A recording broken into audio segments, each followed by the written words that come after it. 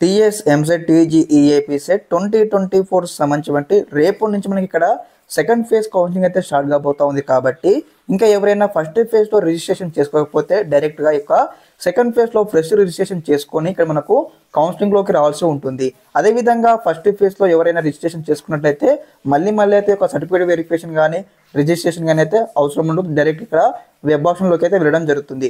అదేవిధంగా ఇక ముందు చూసుకున్నట్లయితే రేపు ఇక్కడ వచ్చేసి 26 నాడు రేపు వచ్చేసి ఎవరైతే ఫస్ట్ ఫేజ్లో రిజిస్ట్రేషన్ చేసుకున్న స్టూడెంట్స్ అయితే రేపు రిజిస్ట్రేషన్ చేసుకోవాలి. అదేవిధంగా 27 నాడు అయితే వచ్చేసి ఇక్కడ అయితే సర్టిఫికేట్ వెరిఫికేషన్ ఉంటుందన్నమాట. మీకు స్లాట్ బుక్ చేసుకునే దగ్గర అక్కడ వెళ్ళేసి కూడా మీ యొక్క సర్టిఫికేట్ వెరిఫికేషన్ కంప్లీట్ చేసుకోవాలి.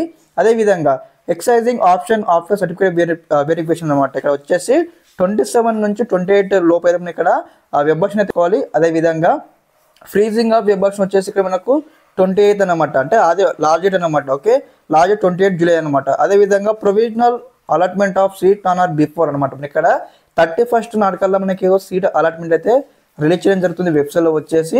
అదేవిధంగా ఇక్కడ నెక్స్ట్ పాయింట్ వచ్చేసి payment of tuition fee and self reporting through website and reporting at college వచ్చేసి ఇక్కడ జూలై 31 నుంచి ఆగస్టు 2 వరకు అయితే కంప్లీట్ చేసుకోవాలి.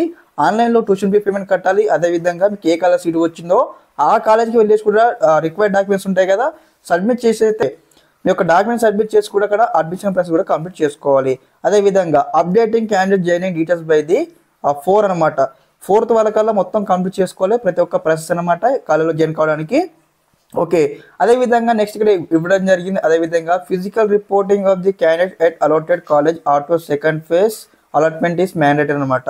ఎవరికైతే సెకండ్ ఫేజ్ సీట్ వచ్చింది కదా స్టూడెంట్స్కి, ప్రతి ఒక్క స్టూడెంట్స్ అయితే ఖచ్చితంగా పోయి మ్యాండేటరీగా మీకు వచ్చిన కాలంలో రిపోర్టింగ్ చేయాలని చెప్పడం జరిగింది. అదేవిధంగా and various set of xerox copies of the certificate and original transport certificate TC at the allotted college అనమాట. మీరు వెయ్యి కూడా మీ యొక్క సంబంధించిన సర్టిఫికేట్ సబ్మిట్ చేయాలి అండ్ ఒరిజినల్ టీసీ ఉంటుంది కదా సబ్మిట్ చేయాలని ఇక్కడ మనకు క్లారిటీగా ఇవ్వడం జరిగింది.